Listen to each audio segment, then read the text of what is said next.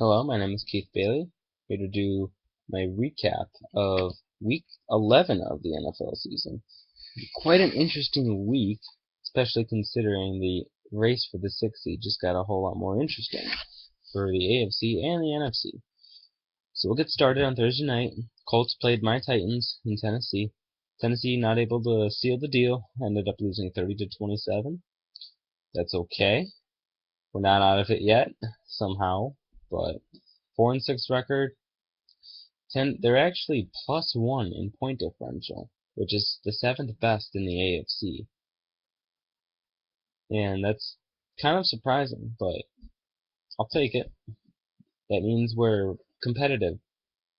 That's something I would love to ask for this year, and I'm glad I'm getting it. Because last year, if we all remember correctly, Tennessee was getting blown out in their games. They weren't even nearly competitive. So that's one change I'm very proud of, regardless of record. Good win by the Colts. Congratulations to them. They've all but sealed the division and a playoff spot. So, moving on. Jets at Bills. I picked the Bills to win this game, and I got a lot of hate for it from some of the buddies that I go to college with, and they didn't say a damn word to me on Monday when I came into college.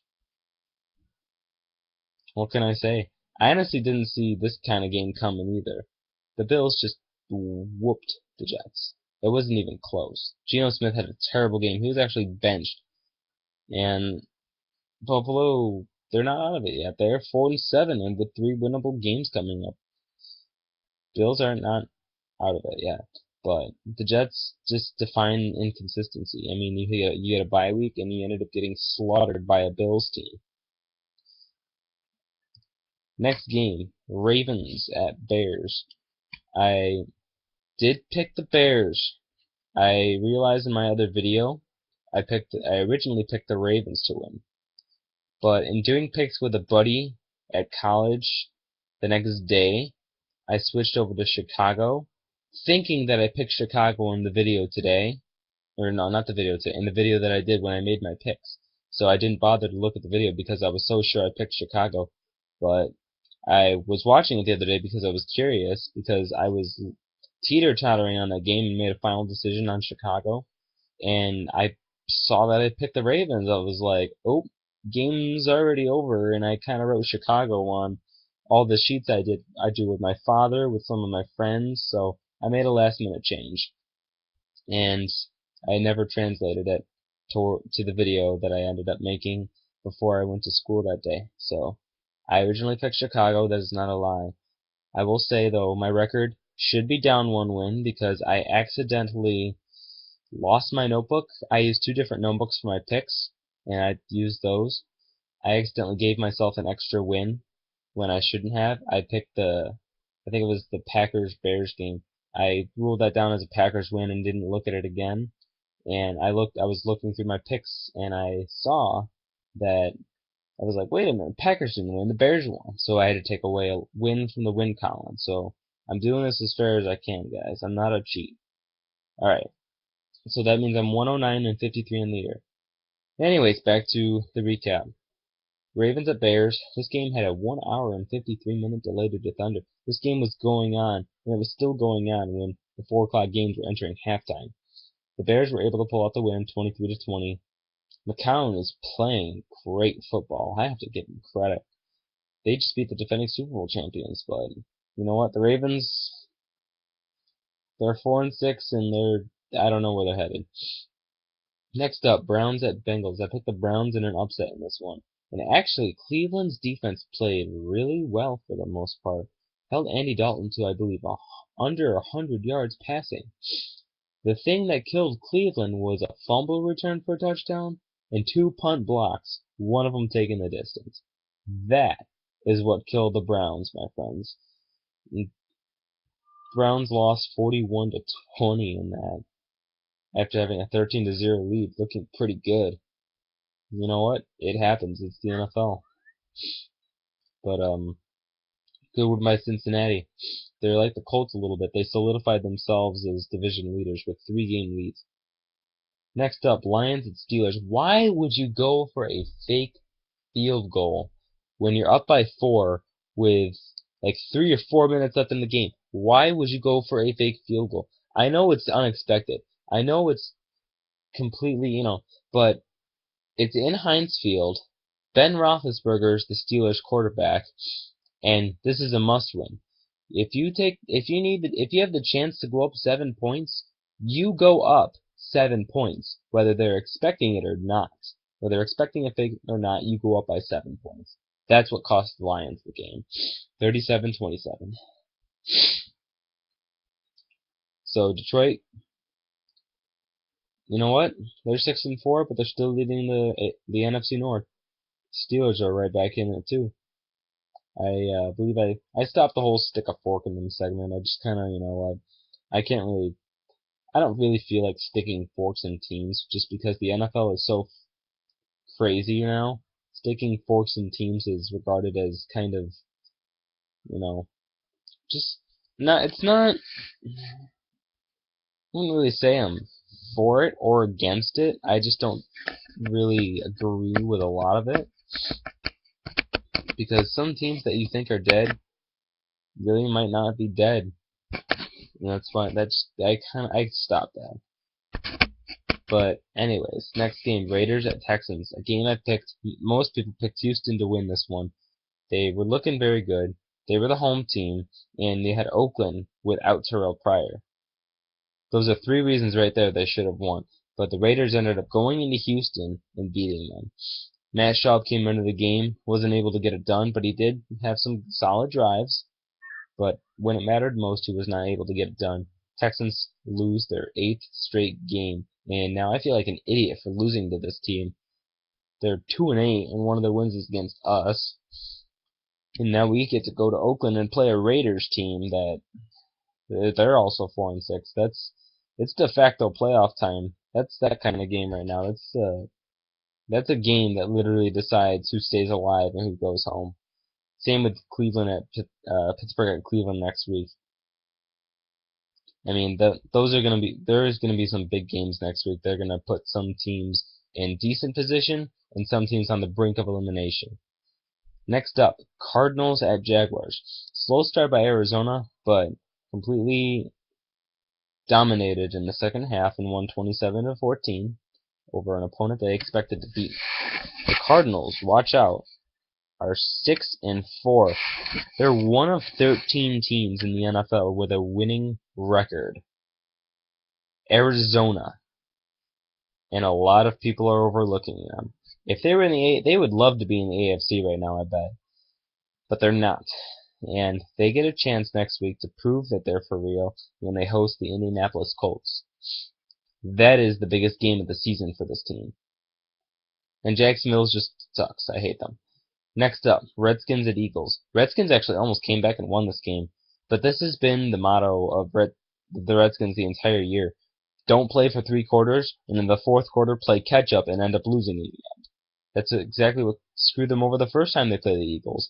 The Eagles had a huge lead. Redskins made a comeback and weren't able to complete it. The Eagles ended up winning 24-16 in this one. 16 unanswered points by the Redskins, but still, you shouldn't be in that position in the first place. You need to play 4 quarters of solid football. Falcons at Buccaneers. I picked the Bucs in this game. The Bucs trounced them, and Tampa Bay all of a sudden looks scary. Like a very scary team to play right now. So, you know what? They could save Greg Schiano's job, but had they won the games they were supposed to win earlier in the year, like the Seahawks, the Jets, the Saints, the Cardinals, they should have won those 4 games. They win those 4 games, they're 6-4 right now. So that's why I questioned a lot of experts putting them at 32 below Jacksonville, who wasn't even competing with anyone. But regardless, that's in the past. Tampa's won 2 straight. Chargers at Dolphins. My, how fast the Chargers season has fallen. 4-3 at one point. Now 3 straight losses. And losing to a Miami team that's now in the thick of things at 5-5.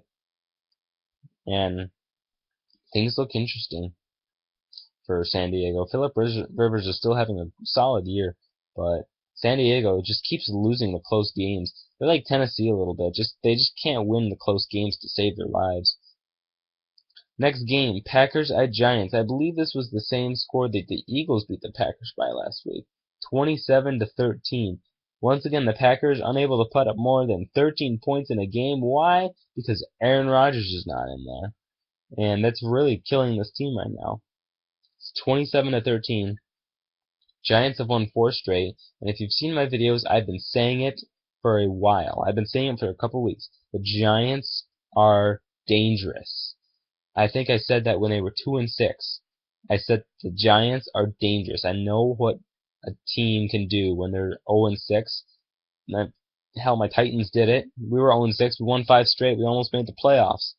The Giants team, I know how much momentum can carry a team, and it's carrying the Giants right now. Next up, Vikings at Seahawks. I picked the Seahawks. I think most of us picked the Seahawks. And Percy Harvin being back, Seattle looks pretty dominant, if you ask me. They have the best record in the league right now. They're 10-1. They beat the Vikings 41-20. Niners at Saints. San Francisco losing another close one to a solid team. Saints won 23-20, but the 49ers, look out. They're now fighting for their playoff lives with the Cardinals, who have the exact same record as them. The Cardinals have the same record as the 49ers right now. Niners beat them, which is why they had the tiebreaker, but still. Saints gotta watch out though. They got someone in their rearview mirror. Chiefs at Broncos. Broncos won this one 27-17, but I think Kansas City really is for real, because they came into Denver and they gave the Broncos all they can handle. Granted, it was a 17-point game at one point. The Broncos had a 17-point lead, but Kansas City fought back, and anyone can say whatever they want about Kansas City. They did not roll over in this game whatsoever. They did everything they could in Denver, a place where Peyton Manning hasn't lost in a long time. So Kansas City deserves props, and I'm looking forward to that rematch at Arrowhead. So Denver wins, but they still have the same record. Monday Nighter, Patriots at Panthers. For the record, I have to say, I agree with a non-call on that last play. I could see both sides of it, though. I could see how there could be a flag. I could see how there can't be a flag. I agree with the call, not because I don't like the Patriots. I don't like the Patriots, but I will be honest in telling you whether a call is right or not.